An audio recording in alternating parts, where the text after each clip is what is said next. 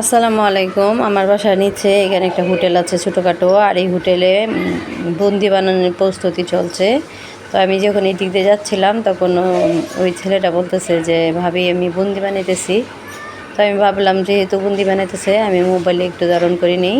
তো আমি এই ভিডিওটা বানিয়ে নিলাম এবং আপনাদের সাথে শেয়ার করতেছি। ওরা হোটেলে বুন্দি বানাইতেছে। তো বেশি বড় না, ছোটোখাটো একটা হোটেল, ওইখানে একটু সাধারণ ইফতার টিফতার বিক্রি হয়। তো ওরা যেহেতু বুন্দি বানাইতেছে আমি এই রেসিপিটা আপনাদেরকে শেয়ার করে দিলাম।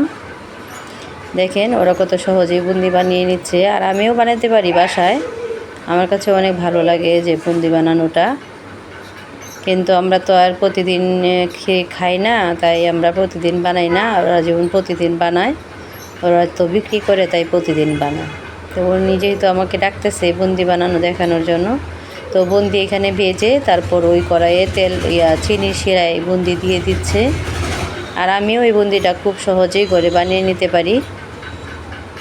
আমার কাছে অনেক ভালো লাগে, কিন্তু এত মিষ্টি রোজা রেখে এতটা মিষ্টি আমার ভালো লাগে না খেতে।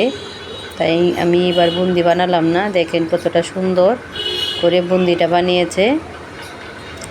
তো ভালো লাগলে অবশ্যই লাইক করবেন, কমেন্ট করবেন এবং আমার পাশে থাকবেন। আল্লাহ হাফেজ।